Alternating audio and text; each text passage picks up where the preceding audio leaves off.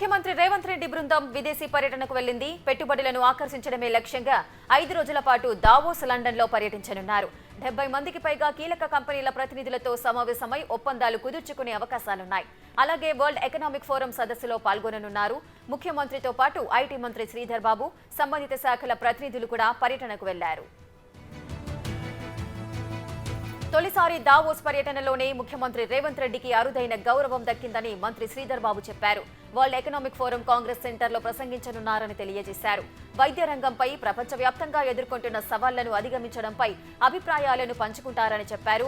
Food systems and local action అనే అంశంపై జరిగే అత్యున్నత స్థాయి సదస్సులో పాల్గొని అగ్రి ఎకానమీపై వాతావరణ మార్పుల ప్రభావం, రైతుల జీవనోపాధిని పరిరక్షించడానికి వాతావరణం ప్రకారం సాగే వ్యవసాయాన్ని ప్రోత్సహించే చర్యలపై ముఖ్యమంత్రి ప్రసంగిస్తారని చెప్పారు.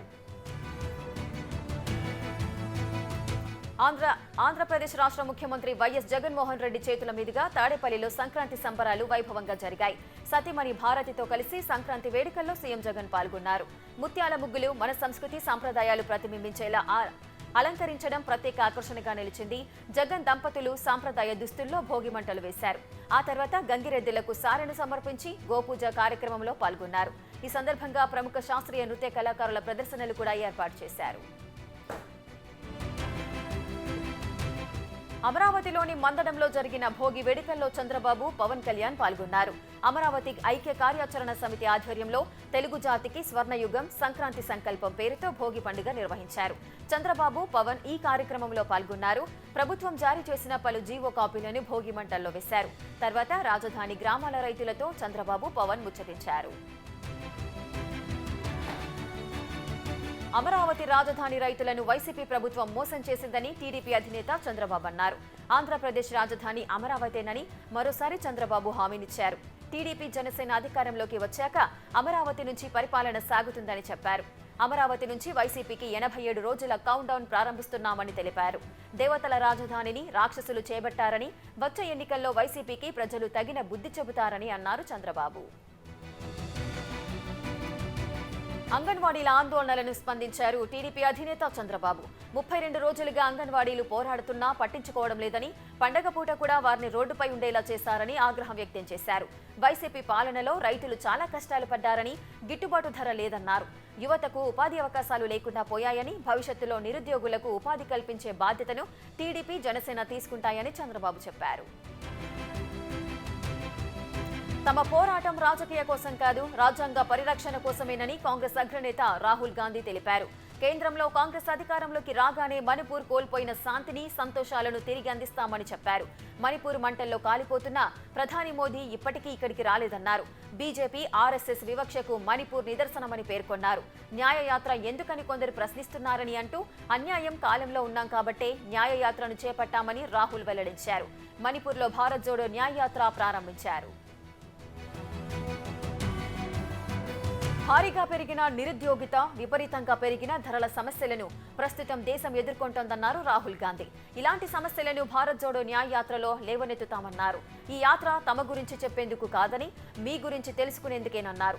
మేం మా మనసులోని మాటను మీకు చెప్పేందుకు రావడం లేదని, మీ మనసులోని మాటను వినేందుకే వస్తున్నామని చెప్పారు.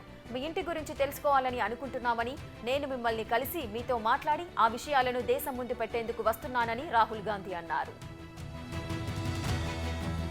సముద్రం లోపలికి, భూమి నుంచి ఆకాశానికి వెళ్తున్న ప్రధాని మోదీకి మణిపూర్కు వచ్చే తీరిక లేదా అని ఏఐసీసీ చీఫ్ మల్లికార్జున ఖర్గే ప్రశ్నించారు. అయోధ్య రామ మందిరాన్ని బీజేపీ రాజకీయం చేస్తోందని విమర్శించారు. తాము రామభక్తులమేనని, కానీ రాజకీయాల కోసం దేవుణ్ణి వాడుకోబోమన్నారు.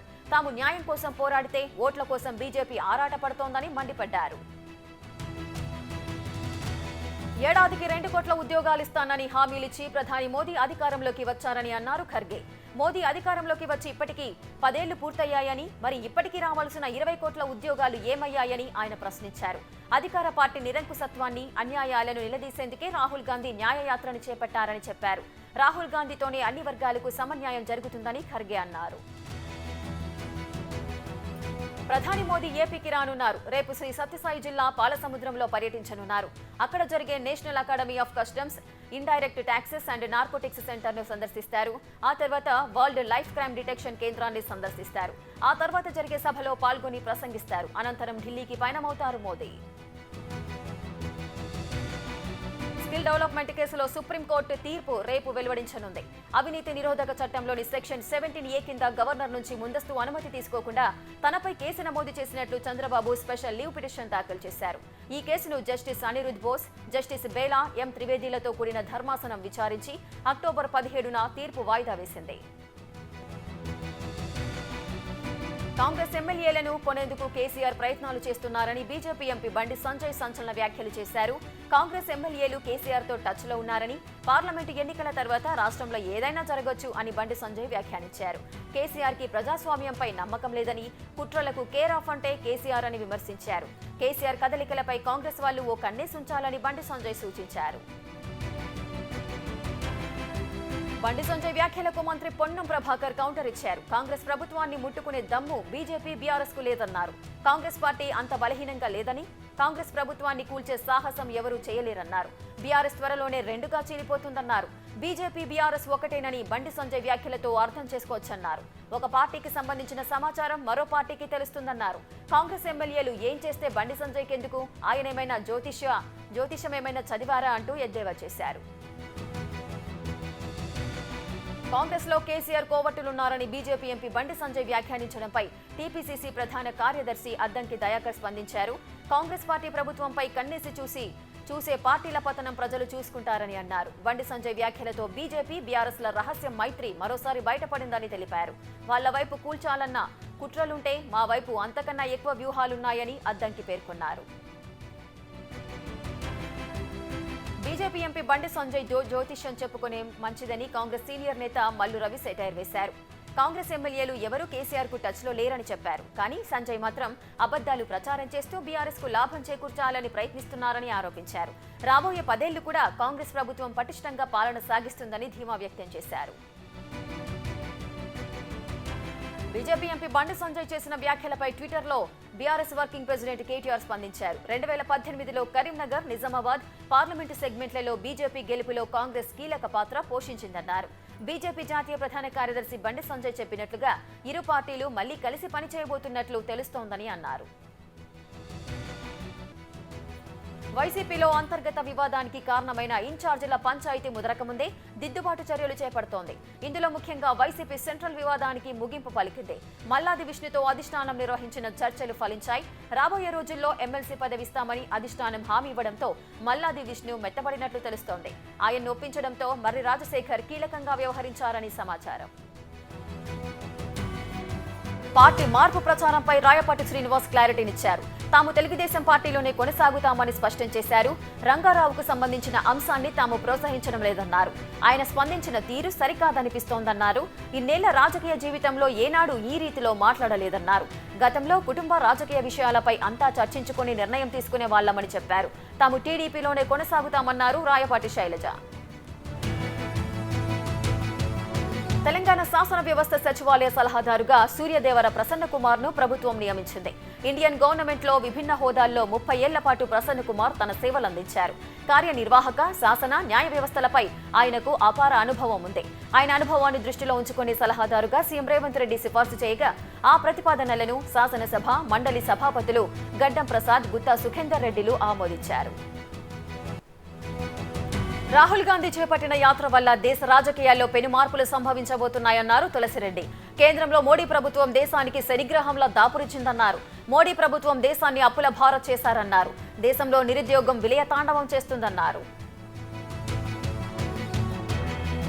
రాబోయే ఎన్నికల్లో అనకాపల్లి పార్లమెంటు స్థానానికి చింతకాయల విజయ్ పోటీ చేసే అవకాశం ఉందన్నారు అయ్యన్న పాత్రుడు. రాబోయే 3 నెలల్లో టీడీపీ, జనసేన ప్రభుత్వం అధికారంలోకి రావడం ఖాయమన్నారు. గూగుల్లో కూడా 420 సీఎం అని వెతికితే ఏపీ సీఎం జగన్మోహన్ రెడ్డి పేరే వస్తుంది. రుషికొండపై జగన్ తన భార్యతో ఉండేందుకు 430 కోట్ల ప్రజాధనం వృధా చేశారన్నారు. పార్టీ కార్యకర్తలను ఇబ్బంది పెట్టిన ఏ ఒక్కడిని చంద్రబాబు నాయుడు విడిచిపెట్టినా కూడా తాను మాత్రం విడిచిపెట్టనన్నారు. భోగి పండుగ సందర్భంగా మంత్రి అంబటి రాంబాబు సత్తెనపల్లిలో నిర్వహించిన భోగి మంటల వేడుకల్లో పాల్గొన్నారు. ఈ సందర్భంగా మీరు సంబరాల రాంబాబు అని ప్రతిపక్షాలు కామెంట్ చేస్తున్నాయి. అందుకు మీరేమంటారు అని అడగ్గా, అవును నేను సంబరాల రాంబాబునే, నాకిష్టం వచ్చినట్లుగా నేనుంటా. ప్రజలతో ఆనందంగా జరుపుకోవడం సంతోషంగా ఉంది. నా అనుకరణలను సినిమాల్లో పెట్టడం సంతోషకరమైన విషయమే అని పేర్కొన్నారు.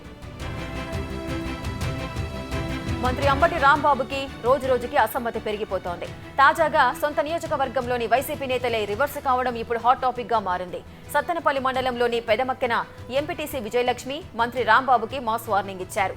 సంబరాల రాంబాబు, నీకు ఇవే చివరి సంబరాలంటూ వైసీపీ ఎంపీటీసీ షాకింగ్ కామెంట్స్ చేశారు. పార్టీ కోసం కష్టపడిన వారిని పక్కనబెట్టి ఇష్టానుసారంగా వ్యవహరిస్తున్నారంటూ విజయలక్ష్మి ఫైర్ అయ్యారు. మా ఉసురు కొట్టుకొని నాశనమవుతావు రాంబాబు అంటూ మండిపడ్డారు. మాజీ CM KCR Erravalli farm house కి వెళ్లబోతున్నారు. 10 రోజుల్లో ఆయన వ్యవసాయ పనులు చూసుకోబోతున్నారు.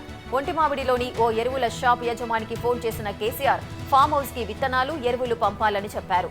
కేసీఆర్ ఆరోగ్యం గురించి ఎరువుల షాప్ యజమాని ఆరా తీయగా ఇప్పుడు బాగున్నానని కేసీఆర్ చెప్పారు.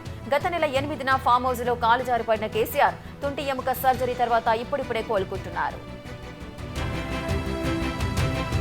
టీడీపీ అధినేత చంద్రబాబు, జనసేన అధినేత పవన్ కళ్యాణ్లపై ఏపీ మంత్రి రోజా తనదైన శైలిలో విమర్శలు గుప్పించారు. సంక్రాంతి పండుగ, ఎన్నికలు అయిపోగానే వారిద్దరూ హైదరాబాద్ పారిపోతారు. మేం లోకల్, ఇక్కడే ఉంటాం. చంద్రబాబు, పవన్లను ప్రజలు నమ్మే పరిస్థితిలో లేరు అని రోజా అన్నారు. తాను ఎక్కడ పోటీ చేయాలో తనకు, టీడీపీ అధిష్టానానికి స్పష్టత ఉందన్నారు మాజీ మంత్రి, టీడీపీ ఎమ్మెల్యే గంటా శ్రీనివాసరావు. పోటీ ఎక్కడనేది సమయం వచ్చినప్పుడు వెల్లడిస్తానని స్పష్టం చేశారు ఆయన.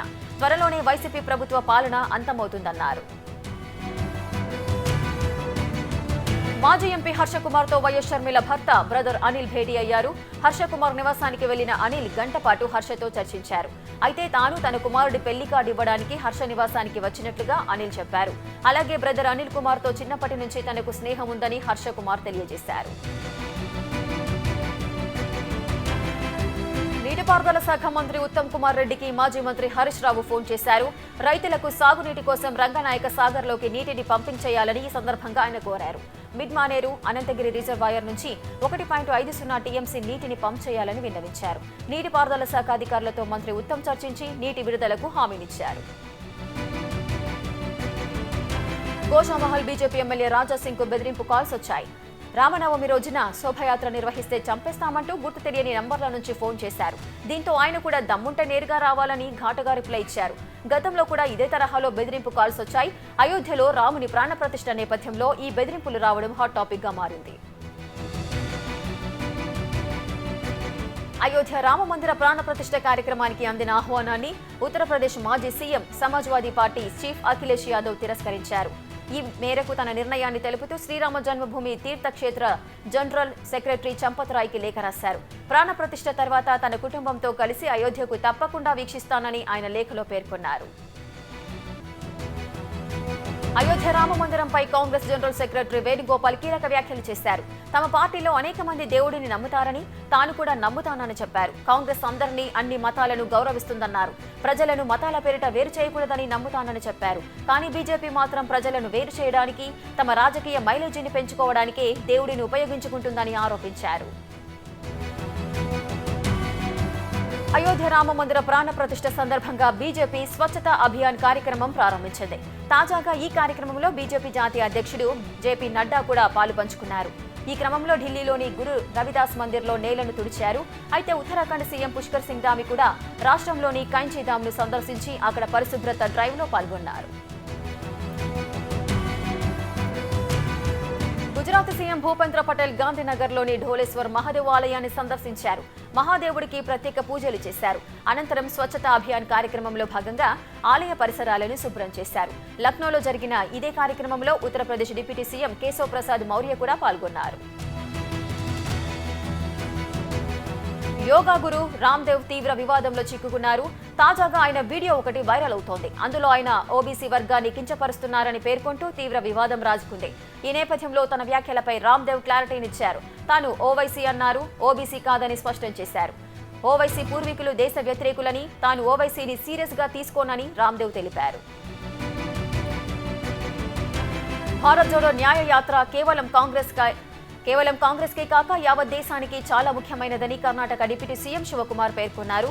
ఈ యాత్రతో దేశమంతా ఏకమవుతుందని తాను భావిస్తున్నట్లు చెప్పారు. ఈ యాత్ర కేవలం లోక్సభ కోసం కాదని, నిరుద్యోగం, ధరల పెరుగుదల వంటి అనేక సమస్యలను లేవనెత్తడానికని ఆయన చెప్పారు. శాంతి, ప్రేమ, సౌభ్రాతృత్వం, ప్రజలందరికీ న్యాయం అనే సందేశంతో భారత్ జోడో న్యాయ యాత్రను రాహుల్ గాంధీ ప్రారంభించారని కాంగ్రెస్ సీనియర్ నేత అశోక్ గెహ్లాట్ తెలిపారు. హింసాత్మక ఘటనలతో అట్టుడికిన మణిపూర్ నుంచి ఈ చారిత్రక యాత్రను మొదలుపెట్టడం గొప్ప విషయమని చెప్పారు. దేశ ప్రజలందరికీ న్యాయం జరగాలని, అది జరగనప్పుడు తమ పోరాటం కొనసాగిస్తూనే ఉంటామని ఆయన వెల్లడించారు. కేంద్ర మాజీ మంత్రి, కాంగ్రెస్ సీనియర్ నేత మిలింద్ దేవరా పార్టీ ప్రాథమిక సభ్యత్వానికి రాజీనామా చేశారు. అనంతరం శివసేన షిండే వర్గంలో చేరిపోయారు. తన రాజకీయ ప్రయాణంలోని కీలక అధ్యాయం ముగిసిందని, కాంగ్రెస్ పార్టీతో తమ కుటుంబానికి ఉన్న 55 ఏళ్ల అనుబంధం తెగిపోయిందన్నారు. తాను అభివృద్ధి మార్గంలో నడుస్తున్నానని, ఆ క్రమంలోనే పార్టీ ప్రాథమిక సభ్యత్వానికి రాజీనామా చేశానని చెప్పారు. కాంగ్రెస్ పార్టీకి కేంద్ర మాజీ మంత్రి మిలింద్ దేవరా రాజీనామా చేయడం ప్రధాని నిర్ణయమేనని కాంగ్రెస్ సీనియర్ నేత జయరాం రమేష్ ఆరోపించారు. అందులో ఎటువంటి సందేహం లేదన్నారు. మిలింద్ ప్రభావం కాంగ్రెస్ పార్టీపై ఏమాత్రం ఉండదని పేర్కొన్నారు. కాంగ్రెస్ నుంచి ఒక్క మిలింద్ దేవరా తప్పుకుంటే లక్షల మంది మిలిందులు కాంగ్రెస్ తోనే ఉన్నారని తెలిపారు. మిలింద్ రాజీనామాతో కాంగ్రెస్ చతికిలబడ్డారని ప్రధాని అనుకున్నారని, కానీ ఆయన రాజీనామా వల్ల కాంగ్రెస్ కి వచ్చిన నష్టమేమీ లేదని ఆయన అన్నారు. సార్వత్రిక ఎన్నికల్లో బీజేపీ మరోసారి ఎక్కువ స్థానాలు గెలుచుకున్న పార్టీగా అవతరించనుందని కాంగ్రెస్ ఎంపీ శశి థరూర్ అన్నారు. అయినా ప్రభుత్వాన్ని మాత్రం ఏర్పాటు చేయలేదని చెప్పారు. భాగస్వామ్య పక్షాలు ఆ పార్టీకి మద్దతు ఇవ్వకపోవచ్చని, ఇండియా కూటమికే మద్దతు ఇవ్వొచ్చని తెలిపారు. ఇండియా బ్లాక్ లో భాగమైన పార్టీలకు కొన్ని రాష్ట్రాల్లో పరస్పర అంగీకారం కుదరొచ్చు, కొన్ని చోట్ల కుదరకపోవచ్చని పేర్కొన్నారు.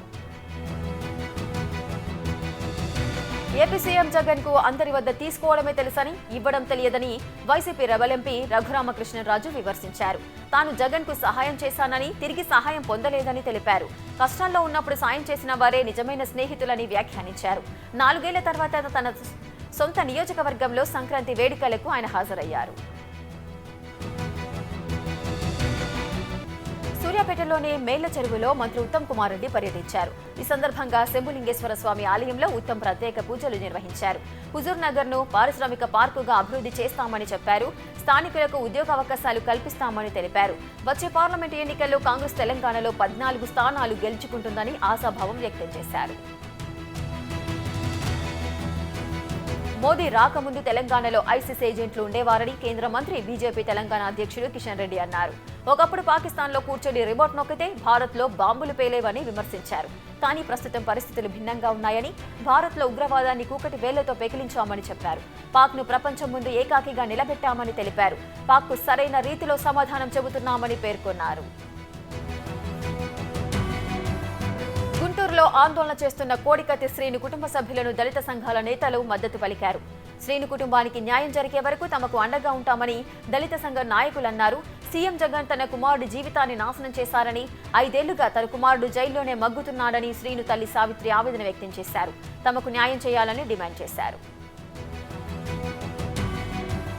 జగిత్యాల జిల్లా పెగడపల్లి మండలం వెంగళాయిపేటలో ఓ మహిళ ముఖ్యమంత్రి రేవంత్ రెడ్డిపై తన అభిమానాన్ని చాటుకున్నారు. సుమలత అనే మహిళ భోగి పండుగ సందర్భంగా తన ఇంటి ముందు కాంగ్రెస్ పార్టీ 6 గ్యారెంటీ పథకాలని వివరిస్తూ ముగ్గు వేశారు. ముగ్గు చుట్టూ సీఎం రేవంత్ రెడ్డి, వేప్ ధర్మపురి ఎమ్మెల్యే అడ్లూరి లక్ష్మణ్ పేర్లను చేర్చి కాంగ్రెస్ పార్టీతో పాటుగా వారిపై ఉన్న అభిమానాన్ని చాటుకున్నారు. హైదరాబాద్ అల్వాల్లో విషాదం చోటు చేసుకుంది. గాలిపటం ఎగరేస్తూ ప్రమాదవశాత్తు భవనంపై నుంచి పడి ఆకాశాన్ని 20 ఏళ్ల యువకుడు ప్రాణాలు కోల్పోయాడు. యువకుడి మృతితో స్థానికంగా విషాదం నెలకొంది. హైదరాబాద్లో గాలిపటాలు ఎగురవేస్తూ ప్రమాదవశాత్తు చనిపోయిన వారి సంఖ్య 4 పెరగ్గా చైనా మాంజా కారణంగా మరో వ్యక్తి ప్రాణాలు కోల్పోయాడు. ప్రధానమంత్రి నరేంద్ర మోదీ సంక్రాంతి వేడుకల్లో పాల్గొన్నారు. పంచకట్టుతో వచ్చిన మోడీ ఢిల్లీలో జరిగిన సంబరాల్లో పాల్గొన్నారు. దేశ ప్రజలందరికీ ఆయన సంక్రాంతి శుభాకాంక్షలు తెలిపారు. ఢిల్లీలోని కేంద్ర మంత్రి ఎల్ మురుగన్ నివాసంలో జరిగిన వేడుకలకు ఆయన హాజరయ్యారు. సాంప్రదాయ పద్ధతిలో పంచకట్టిన మోడీ కట్టెల పొయ్యిపై పాయసం వండారు. అనంతరం గోమాతకు సారె సమర్పించి పూజ చేశారు. తన సొంత బంధువులతో కలిసి పొంగల్ను జరుపుకుంటున్నట్టు భావిస్తున్నానని చెప్పారు. మాల్దీవుల అధ్యక్షుడు మహమ్మద్ మయీజ్కు ఎదురుదెబ్బ తగిలింది. రాజధాని మాలే మేయర్ ఎన్నికల్లో ఆయన పార్టీ పీపుల్స్ నేషనల్ కాంగ్రెస్ ఘోర ఓటమి చవిచూసింది. భారత అనుకూల పార్టీ అయిన మాల్దీవియన్ డెమోక్రటిక్ పార్టీ ఘన విజయం సాధించింది. భారత్తో దౌత్యపరమైన విభేదాలు కొనసాగుతున్న తరుణంలో ఈ పరిణామం చోటు చేసుకుంది. మాల్దీవుల అధ్యక్షుడు మొయిజు వెనక్కి తగ్గేది లేదంటున్నాడు. డ్రాగన్ అండ చూసుకొని మరింత రెచ్చిపోతున్నాడు. తన ఎన్నికల వాగ్దానమైన ఇండియన్ ఆర్మీని వెనక్కి పంపాలన్న డిమాండ్ను అమలు చేయాల్సిందే అని పట్టుబడుతున్నాడు మొయిజు. ఇటీవల చైనాలో పర్యటించిన అనంతరం తన స్వరాన్ని మరింత పెంచారు. మార్చి 17 నాటికి ఇండియన్ ఆర్మీ ఉపసంహరణ ప్రక్రియ పూర్తి చేయాలని భారత్ను కోరారు. మాల్దీవుల నుంచి భారత సైన్యాన్ని వెనక్కి పంపించాలన్న అభ్యర్థనపై ఇరు దేశాల అధికారులు ఆదివారం మాలిలోని విదేశాంగ శాఖ కార్యాలయంలో సమావేశమై చర్చించారు. ఉత్తర కొరియా తమపైకి బాలిస్టిక్ మిసైల్స్ ని ప్రయోగించిందని జపాన్ ప్రధాని ఫ్యూమియో కిషిడా కార్యాలయం ఎక్స్ వేదికగా పేర్కొంది. అయితే అది ఎటువంటి మిసైల్ అనేది ఇంకా నిర్ధారణ కాలేదని, కానీ ఒక ప్రొజెక్టైల్ మాత్రం జపాన్ పై దూసుకువచ్చిందని చెప్పారు. ఈ దాడి శాటిలైట్ లాంచ్ కి జపాన్ అధికారులు సిద్ధమవుతున్నారన్న ప్రకటన వచ్చిన తొలి రోజున జరిగింది. అమెరికా అధ్యక్షుడు బైడెన్ సంచలన వ్యాఖ్యలు చేశారు. యుఎస్ తైవాన్ స్వాతంత్రాన్ని సమర్థించదని బైడెన్ పేర్కొన్నారు. తైవాన్ అధ్యక్ష ఎన్నికలపై స్పందిస్తూ ఆయన చేసిన ఈ వ్యాఖ్యలు తీవ్ర దుమారం రేపుతున్నాయి. అయితే తైవాన్ అధ్యక్ష ఎన్నికల్లో జాతీయవాద డెమోక్రటిక్ ప్రోగ్రెసివ్ పార్టీ అభ్యర్థి చింగ్టే విజయం సాధించారు.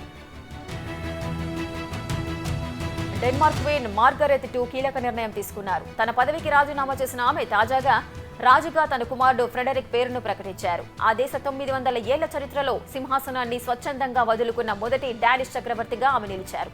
రాజ కుటుంబీకులు, డెన్మార్క్ ప్రభుత్వ సభ్యులు కూర్చున్న టేబుల్ వద్ద డాక్యుమెంట్ పై ఆమె అధికారికంగా సంతకం చేశారు. అమెరికా మాజీ అధ్యక్షుడు డొనాల్డ్ ట్రంప్ రిపబ్లికన్ పార్టీ తరఫున బరిలో దిగేందుకు సిద్ధమైన వివేక్ రామస్వామిపై ఘాటు విమర్శలు చేశారు. ఆయన ప్రచార గుమ్మికులకు ప్రజలు మోసపోవద్దని సూచించారు. అధ్యక్ష ఎన్నికల అభ్యర్థి నామినేషన్ ప్రచార కార్యక్రమాలు మొదలైన తర్వాత వివేక్ ను ట్రంప్ టార్గెట్ చేయడం ఇదే తొలిసారి. దీంతో ట్రంప్ కామెంట్స్ ప్రాధాన్యం సంతరించుకున్నాయి. జనవరి 17న అయోధ్యలో జరిగే స్వామి రామభద్రాచార్యుల అమృత మహోత్సవ కార్యక్రమంలో రామాయణం ఆధారంగా ఉండే నృత్య రూపకాలను ప్రదర్శించే అవకాశం తనకు లభించిందని బాలీవుడ్ నటి బీజేపీ ఎంపీ హేమమాలిని పేర్కొన్నారు. అయోధ్యలో నిన్నటి నుంచి ఉత్సవాలు ప్రారంభమయ్యాయి. హేమమాలిని 17న జరిగే కార్యక్రమంలో తన ప్రతిభను ప్రదర్శించనున్నారు. అవంతిక వందనపు సోషల్ మీడియాలో ట్రెండ్ అవుతున్న పేరు. బ్రహ్మోత్సవం సినిమాలో బాలనటిగా ఎంట్రీ ఇచ్చిన ఈ తెలుగు అమ్మాయి ప్రస్తుతం హాలీవుడ్ లో అదరగొడుతోంది. టాలీవుడ్, బాలీవుడ్ నుంచి కాకుండా ఏకంగా హాలీవుడ్ నుంచి హీరోయిన్ గా ఎంట్రీ ఇచ్చింది. అవంతిక తాజాగా నటించిన హాలీవుడ్ చిత్రం మీన్ గర్ల్స్. ఈ చిత్రం ప్రపంచవ్యాప్తంగా జనవరి 12న ప్రేక్షకుల ముందుకు వచ్చి పాజిటివ్ టాక్ తో దూసుకుపోతోంది. కౌలాలంపూర్లో జరిగిన మలేషియా ఓపెన్ 2024 పురుషుల డబుల్స్ ఫైనల్లో భారత బ్యాడ్మింటన్ జోడీ సాత్విక్ చిరాగ్ శెట్టి రన్నరప్ గా నిలిచారు. 21-9, 18-21, 17-21తో చైనాకు చెందిన లియాంగ్వి వాంగ్ భారత్ జోడీపై గెలిచి టైటిల్ విజేతగా నిలిచారు. ప్రపంచ ర్యాంకింగ్స్ లో సాత్విక్ చిరాగ్ శెట్టి 2వ స్థానంలో ఉండగా చైనాకు చెందిన లియాంగ్వి వాంగ్ మొదటి స్థానంలో ఉన్నారు. రెండో టీ20లో టీమిండియా ఘన విజయం సాధించింది. ఓవైపు యశస్వి జైస్వాల్ మెరుపులు, మరో ఎండ్లో శివం దూబే బ్యాట్తో దులిపేయడంతో టీమిండియా విక్టరీ సాధించింది. 173 పరుగుల టార్గెట్ను ఆడుతూ పాడుతూ చేశారు టీమిండియా బ్యాట్స్మెన్. 6 వికెట్ల తేడాతో టీమిండియా ఘన విజయం సాధించడంతో పాటు 2-0 తేడాతో సిరీస్ను కైవసం చేసుకుంది. అంతకుముందు బ్యాటింగ్కు దిగిన ఆఫ్ఘనిస్తాన్ 172 పరుగులు చేసి ఆలౌట్ అయింది. టీమిండియా కెప్టెన్ రోహిత్ శర్మ ఖాతాలో మరో రికార్డు నమోదైంది. టీ20 ఫార్మాట్లో 150 మ్యాచ్లు ఆడిన ఘనత సొంతం చేసుకున్నాడు. టీ20లో అత్యధిక మ్యాచ్లు ఆడిన తొలి క్రికెటర్గా ఆయన ఘనత సాధించాడు. ఆఫ్ఘన్తో ఇండోర్ వేదికగా జరిగిన మ్యాచ్తో దీన్ని సొంతం చేసుకున్నాడు. ఐర్లాండ్కు చెందిన పాల్ రాబర్ట్ స్టెర్లింగ్ 134 మ్యాచ్లతో 2వ స్థానంలో నిలిచాడు.